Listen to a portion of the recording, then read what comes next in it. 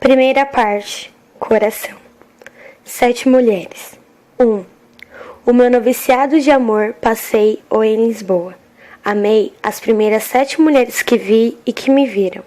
A primeira era uma órfã, que vivia da caridade de um ourives, amigo do seu defunto pai.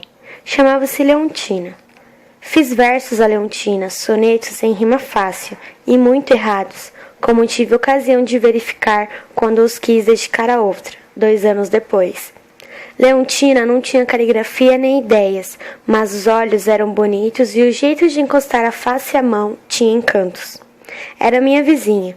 Por desgraça também, era meu vizinho um algibebe, que morria de amores por ela, e, a conta deste amor, se ia arruinando, por descuidar-se em chamar freguesia, como seus rivais, que saíam à rua a puxar pelos indivíduos suspeitos de quererem comprar. Aristocratizara o amor, envergonhavam-se eles de tais alicantinas, debaixo do olhar distraído da mulher amada. Odiava meu algibebe.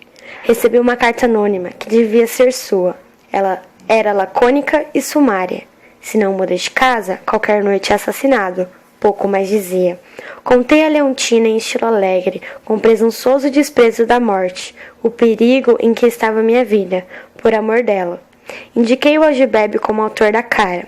A menina, que tivera o desfatio de lhe receber no outro tempo algumas, conheceu a letra mal disfarçada.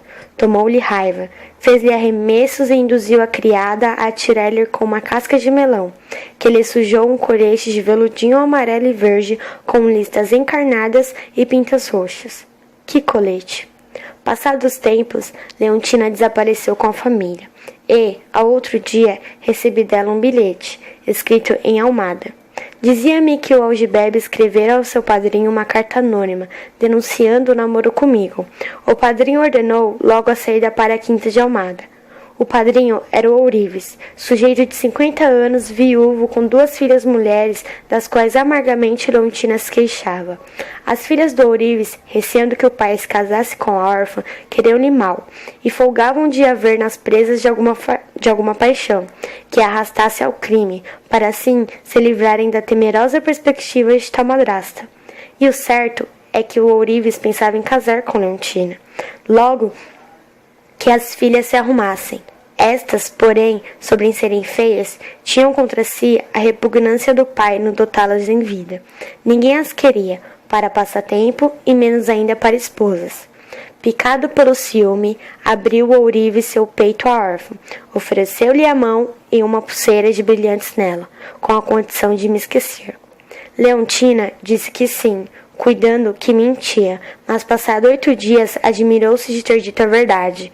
Nunca mais soube de mim, nem eu dela. Até que 1 ano depois, a criada que a servia me contou que a menina casara com um padrinho e que as enteadas, coagidas pelo pai, se tinham ido para o recolhimento do grilo, com uma pequena mesada e a esperança de ficarem pobres. Não sei mais nada a respeito da primeira das 7 mulheres que amei em Lisboa. 2. A segunda era também minha vizinha. A casa em que eu vivia formava o cunhal de um quarteirão, com janelas para 2 ruas. Assim, podia passear os 2 corações de uma para outra janela sem dar suspeitas da minha doblez. Nunca pude saber o nome da dama, nem lhe vi a preceito a cara. Entreluziam-lhe os olhos nas tabuinhas verdes das persianas, olhos que abonavam o restante das belezas. Via-a uma ou outra vez na rua, mas o meu pudor era o mais vigilante anjo da guarda que ele tinha. Escrevi-lhe uma carta em 20 páginas e enceei numa cartonagem de amêndoas que ela, à meia-noite, pendurou da janela. No dia seguinte, não a vi. Afligi-me até a desesperação, tomando como zombaria semelhante resposta à minha carta. Desafoguei na sincera amizade de um amigo, e este consolou-me dizendo que a mulher podia estar doente.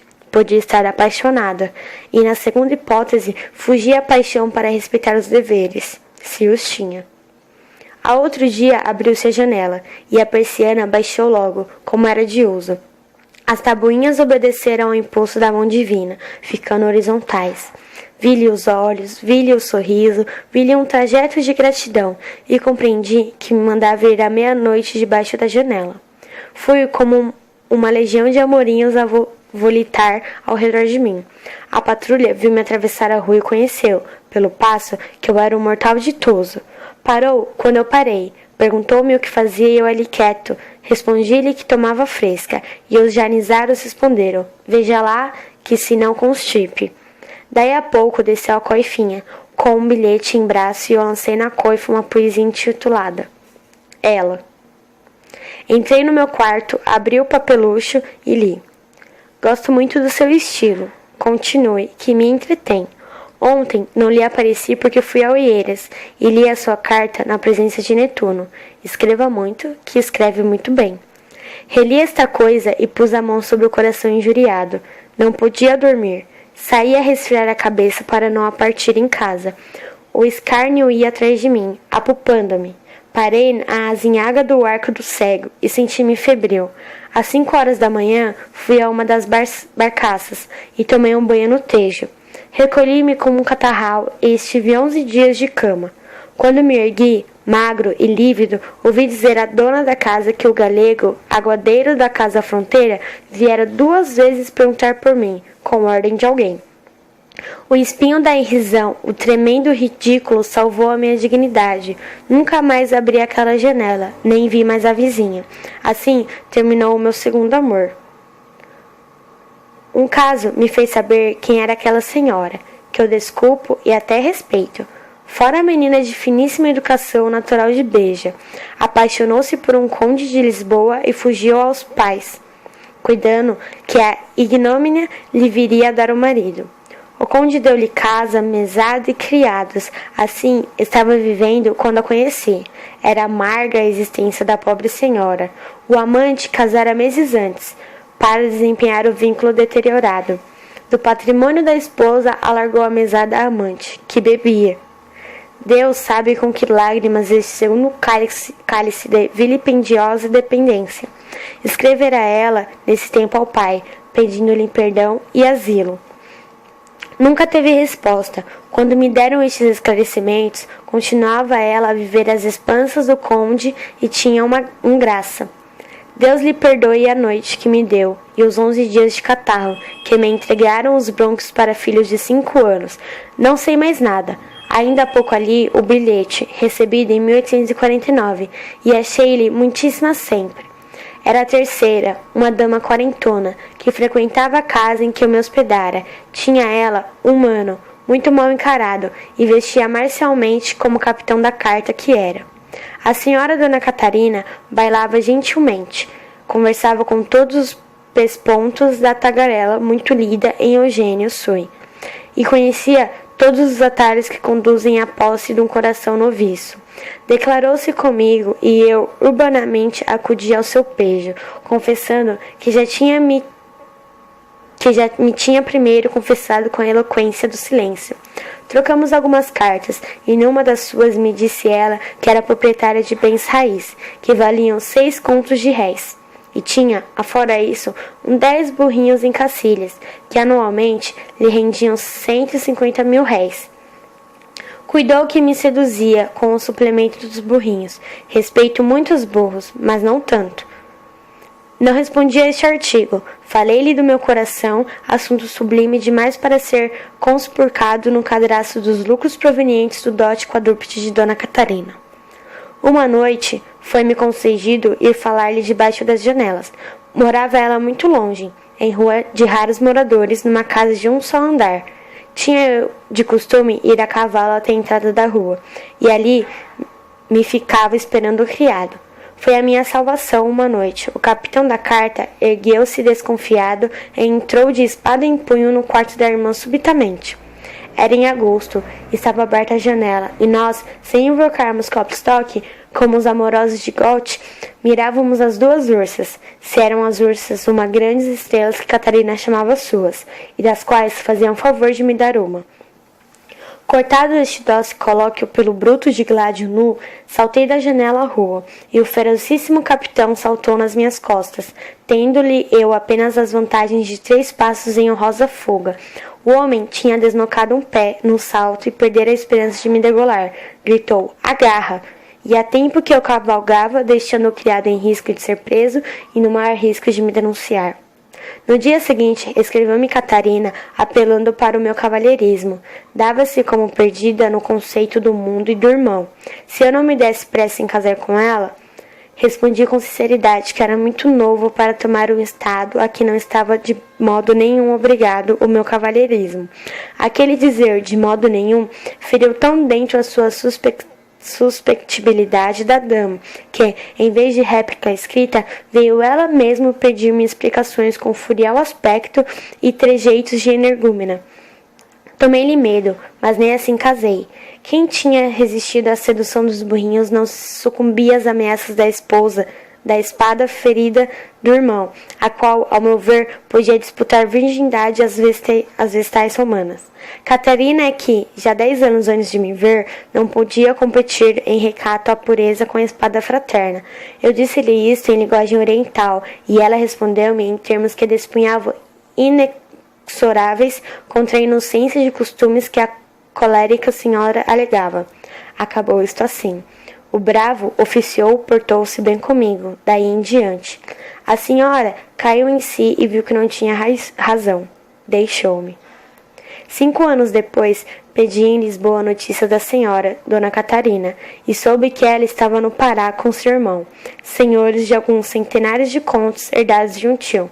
Esperava-se então na corte, visto que Dona Catarina mandara comprar um palácio arruinado em Benfica e apressar a reedificação com a máxima opulência da arquitetura.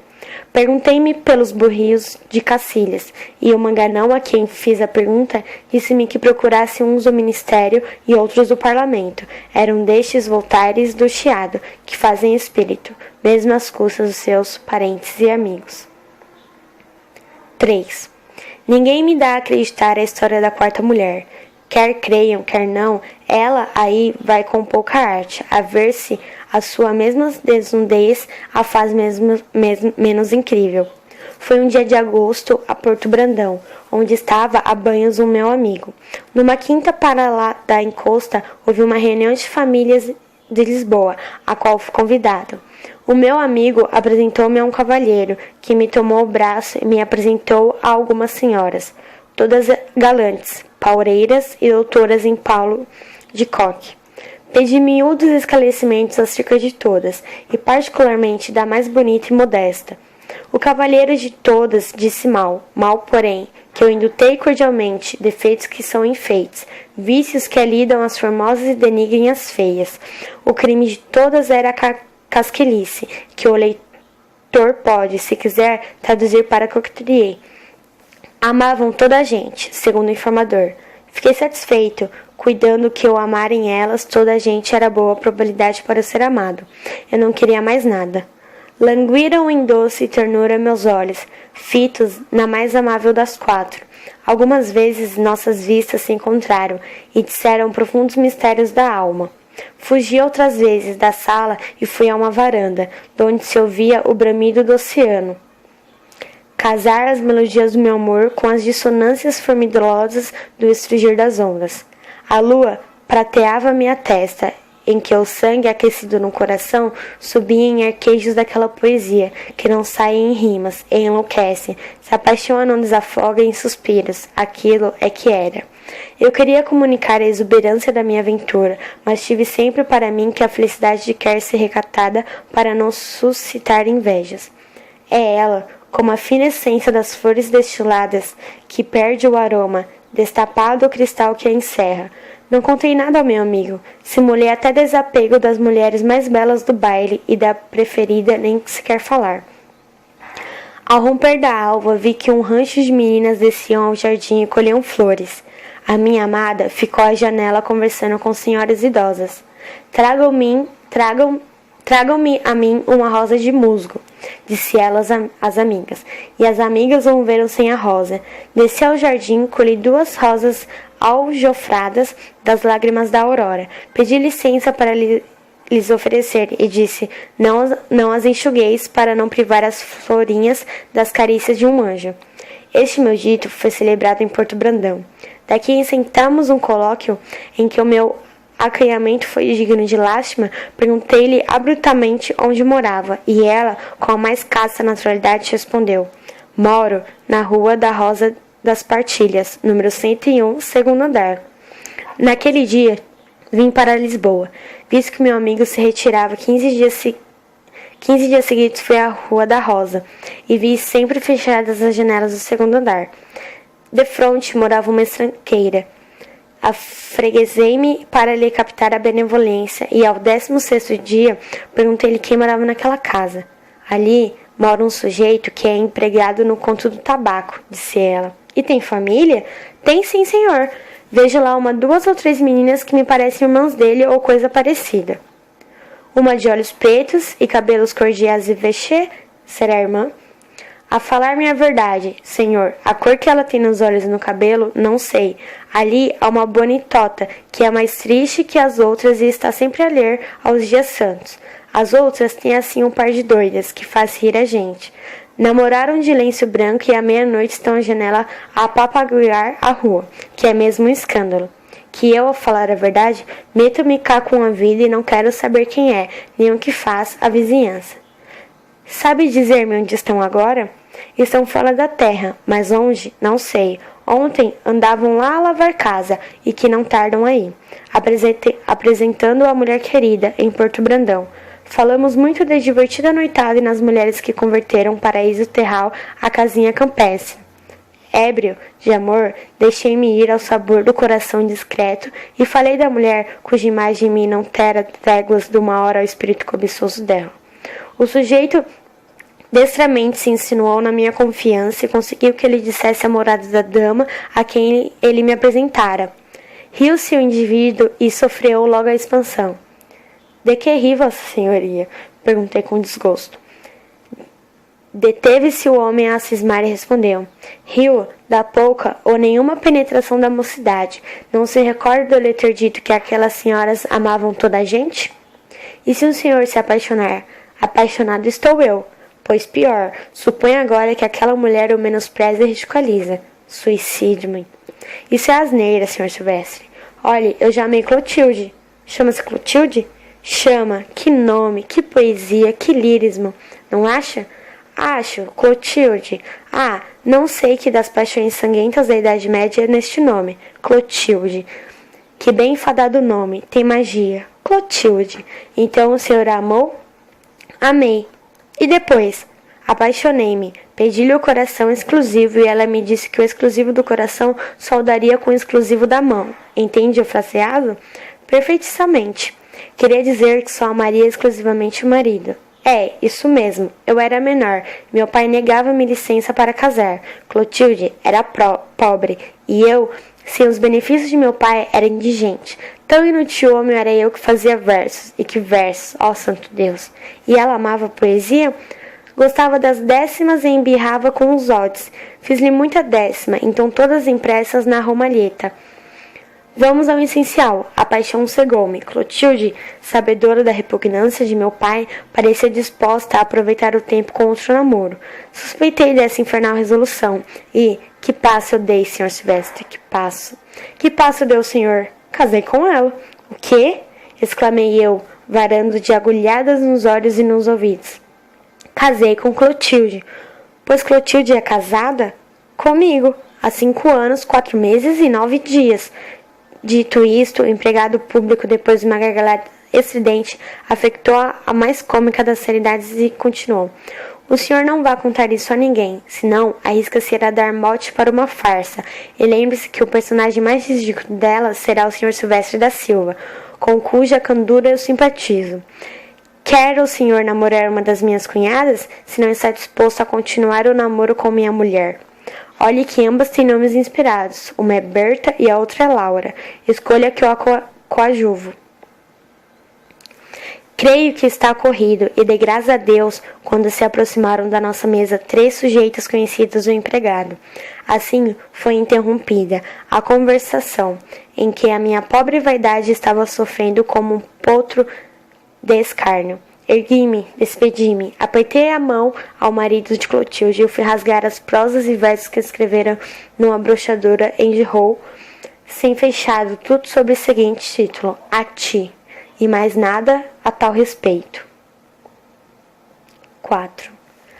Ainda agora me não entendo bem, se penso na frieza do meu coração, as escaramuças que a dona do hotel lhe fazia. Era a senhora, Dona Martinha, uma viúva de 35 anos, pequena, estroncada, mas bem feita e ágil.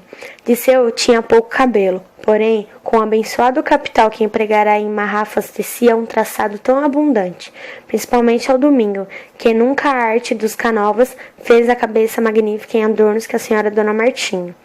Eu bem havia disfarcei-se em atenções comigo, dando-me o melhor quarto, a melhor manteiga e o café, depois do jantar, fora do ajuste. Mas os olhos do meu coração andavam desvairados em contemplações de mais poéticas provas de amor, e não podiam baixar ao devido apreço da boa manteiga e do café de Cabo Verde, como amorosos mimos e demonstrações de ternura. Aos domingos, a senhora Dona Martinha honrava os hóspedes ao jantar com sua presença. Eram banquetes, esses jantares, obrigado ao vinho de Setúbal. Presente semanal de um tio da senhora, sujeito de 60 anos, que remoçava aos 20 naqueles dias em que era certo à mesa. A jovial dama erguia-se sempre escarlate até as orelhas e lançava-se um tal voluptuariamente ao quebrada, que seria muito para amar-se. Se a hipótese consentisse que ela tivesse dentro do seio tanto coração como o vinho de Setúbal, via dançar a jota com requebros de escandescente despejo, não era menos lúbrica do Lodum, chorando. A não sei se da experiência, se de instinto, saracoteava-se tão peneirada das evoluções do fado, que eu estava pasmo do que via. Convidava eu amigos a jantarem comigo aos domingos, prevenindo-os para gozarem as delícias gratuitas daquela dama, transfigurada em bancante, posto que as antigas bancantes não eram sem as condições da virgindade. E neste ponto, de modo algum, quero ultrajá-la com a comparação. Os meus amigos, já apodrentados de coração, encaravam na desenvolta Martinha com olhos cobiços e, a seu pesar, confessavam que o amado era eu, e unicamente eu.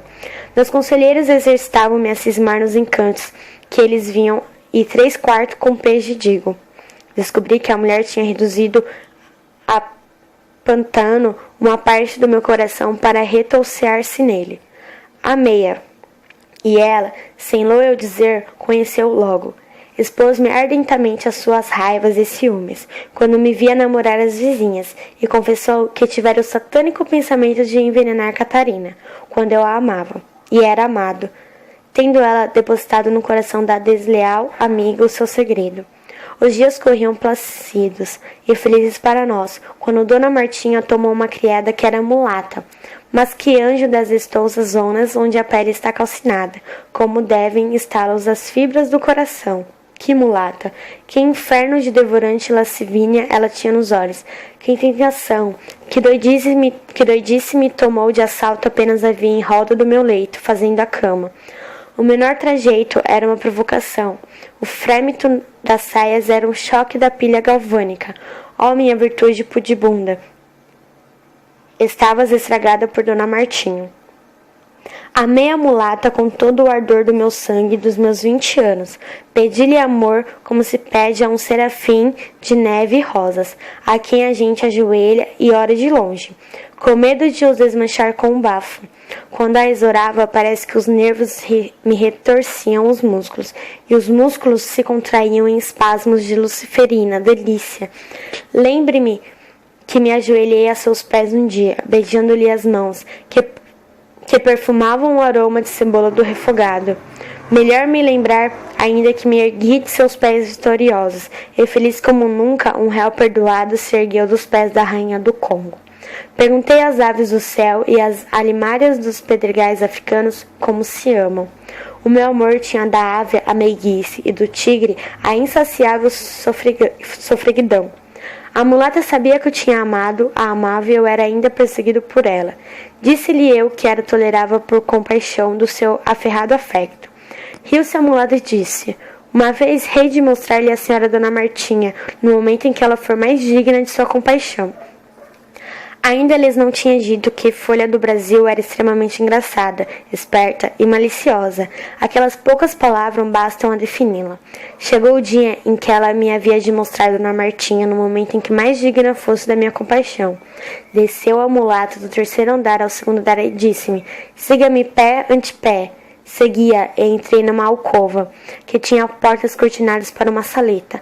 A condutora afastou-se um todo nada da cortina e mandou-me espreitar através da vidraça. Vi Dona Martinha despeitorada e reclinada sobre a otomana. Com os joelhos no estrado estava ela ao calçar-lhe as meias nas pernas abandonadas aos seus carinhos. Ele, depois, estendeu-lhe os braços seio acima, cingiu-a pelo pescoço e apoiou a face na porção mais flácida do peito. Ele, depois... Ele quem? Perguntou quem isto ler. Era o tio, quem dava o vinho de Satubá aos domingos. Quando saí do observatório, inclinei o ouvido à mulata que me dizia: é ou não é, mais digna da sua compaixão do que nunca foi. É de nojo, acrescentei.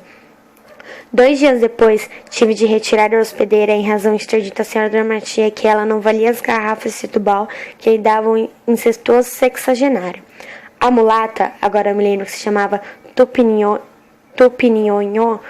que nome tão amável, ficou-me visitar todos os domingos, mas ao terceiro, depois da promessa, contou-me um aguadeiro de um riçaço vindo do Brasil, se apaixonou por ela e a levara consigo para o Minho.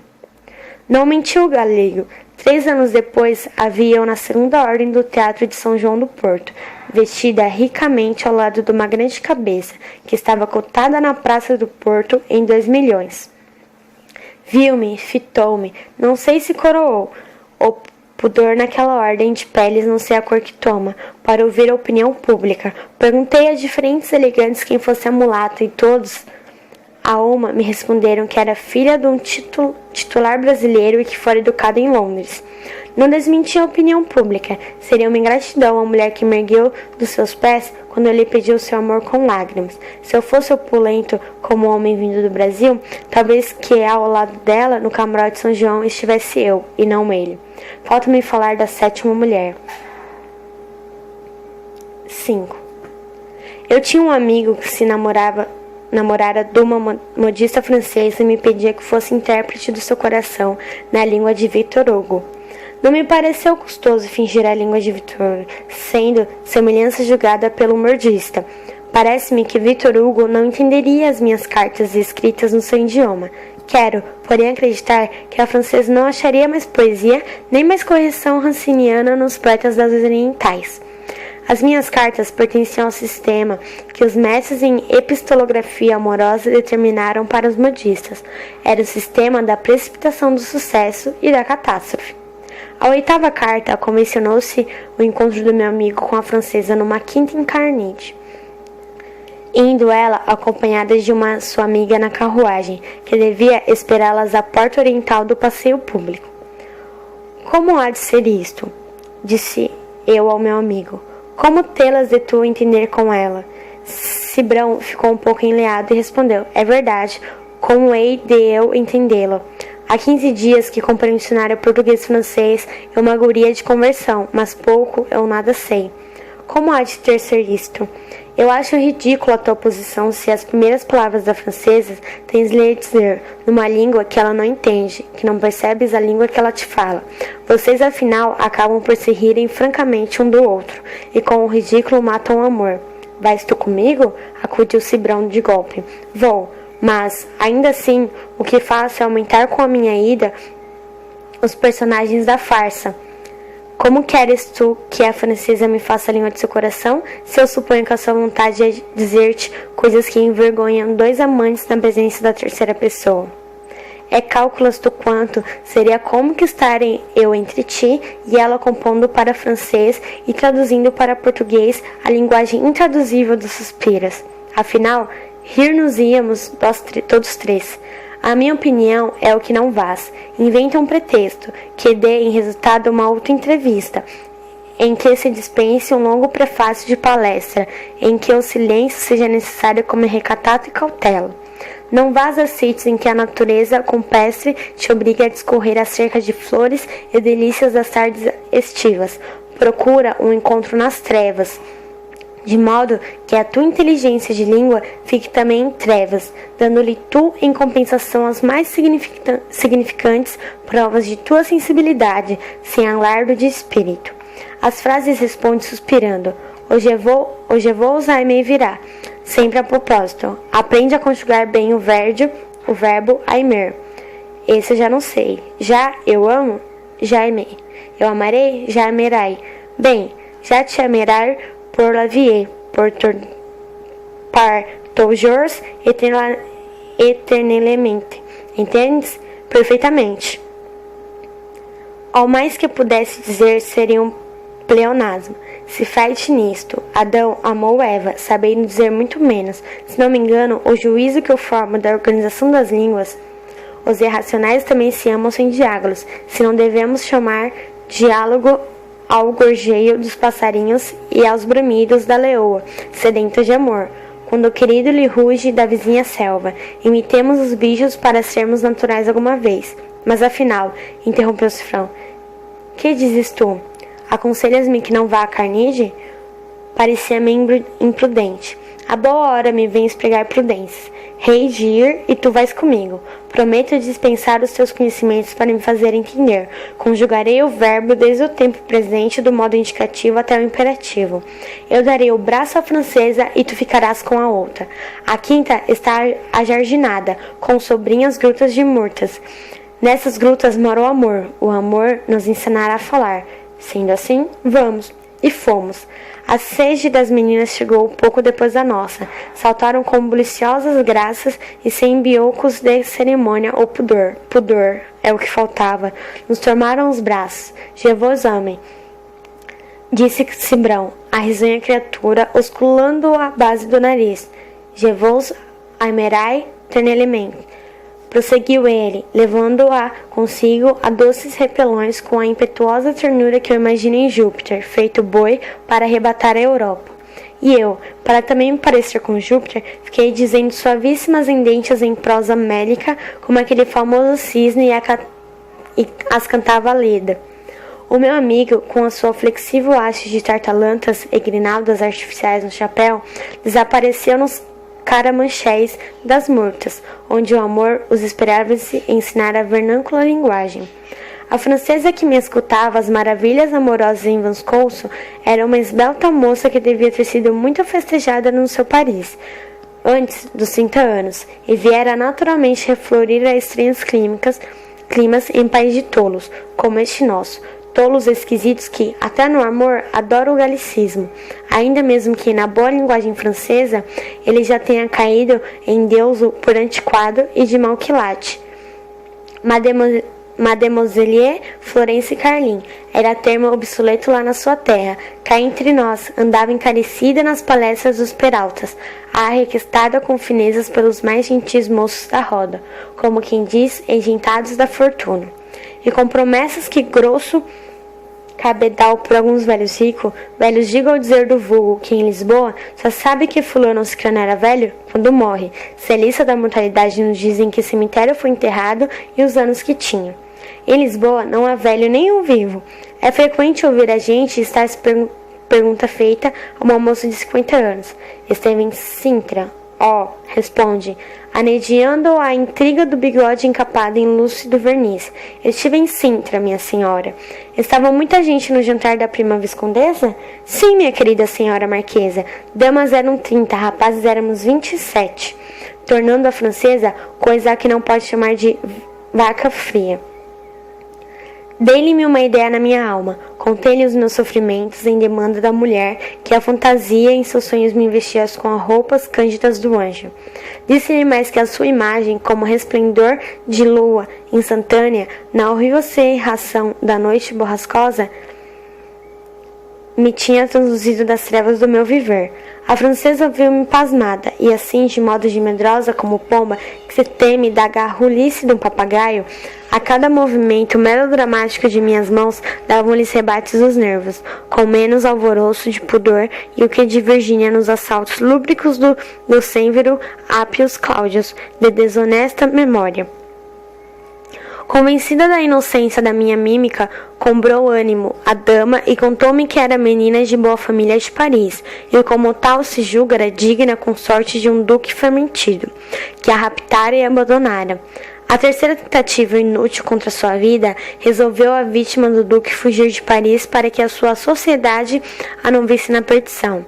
Acaso soubera ela que uma notável modista francesa, estabelecida em Lisboa, mandara escriturar em Paris algumas ofícias. Mademoiselle Elise de la Salette mudou o nome, escriturou-se e veio espiar a sua culpa na hora do trabalho. Eis aqui a história que eu ouvi com os olhos marejados e lágrimas. Depois dessa revelação, a minha linguagem baixou a prosa vil, mas o sentir da alma era mais íntimo e nobre. Tratei-a com o respeito que impõe a desgraça, mormente, se a vítima caiu do altar das adorações à área negra do holocausto da sua santa e virginal confiança. Ao entardecer, quando Cibrão voltava dos maciços de arbustos, pedi licença à nobre infeliz para lhe apertar a mão e dar-lhe o nome venerável e venerador de amigo. Despedimos-nos. Cibrão convenceu-me de que o amor estava nas murtas e saíra, ao vê-los, segregando a cada um a linguagem com que cabalmente e quanto nos sates se perceberam. Eu vinha pasmado do que ele me contou, e se não o transmito é que não quero ter os leitores em pasmo. Ora, ele também vinha pasmado de mim, eu a dizer-lhe em pugmentos de ânimo a sorte em falsos de Mademoiselle Elise de la Salette, e ele a rir e clamar: que aras tu engoles, leve o diabo à poesia que me faz um homem tolo. Entendi que meu amigo era um estúpido feliz e calei-me. Escrevi muito essa noite. Ainda tenho os 2 primeiros capítulos de um romance, então começado com o título Abismo do Amor. No primeiro, descrevo Elisa Abeovo, quero dizer, na incubação dos anjos que a tinham gerado. Isto orçava por parvoice, mas era original, merecimento raro nas parvoices que por aí se inscrevem e dizem. No segundo capítulo, deito-me em berço de ouro, rodeio-me a de boas e más fadas, de anjos infiéis ao Senhor e de anjos despenhados do inferno. Tensionava-me no terceiro dar o horóscopo da Mafaldada, em resultado da vitória alcançada por Lúcifer sobre o anjo custódio. Era uma coisa de muito trabalho e engenho. Fora meu intento, publicar o romance por assinaturas em cadernetas de R$15 e dedicá-los a esses feitos. Ao anjo que conserva sua pureza na desgraça e que antes de se chamar Martim, se chamou Mademoiselle Elise de la Salette e hoje se chama apenas a Santa, consagro ao autor esta urna de suas palavras. Naqueles primeiros dias, vi-lhe relance a Martim, a hora da tarde em que despregava da costura. Concentrava-me a dizer-lhe no verbo de um suspiro: ó santa do amor, mal dirão as mulheres que hoje pompeiam nos salões com os vestidos que lhe fizestes, quantas lágrimas vertestes no estofo, que te estava insultando, a escarnecendo no infortúnio. Uma tarde de julho estava eu no passeio público, quando as 2 francesas entraram. De longe e reverenciosamente as cortejei. Elisa respondeu-me com um gesto de imensa melancolia, como quem diz: ó, não releves a esse homem de pedra a desgraça que aqui vai. Atrás de mim estava um grupo de homens, que falavam e riam, quando as modistas passaram. Apurei o ouvido e escutei com preferência a voz de um sujeito, entre os dizeres zombeteiros dos outros, dizia assim: parece incrível. Quando eu a conheci, há 4 anos, estava ela com um estudante brasileiro que estudava o curso superior de letras.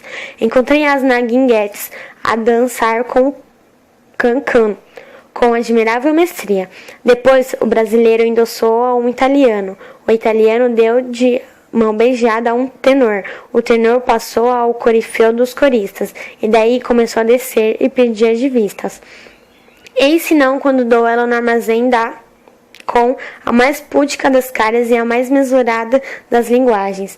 Recordei-lhe eles termos hábeis do passado, as guinguetes, ou Can, o brasileiro, e a caterva magna das ginastas que lhe avassalaram o coração.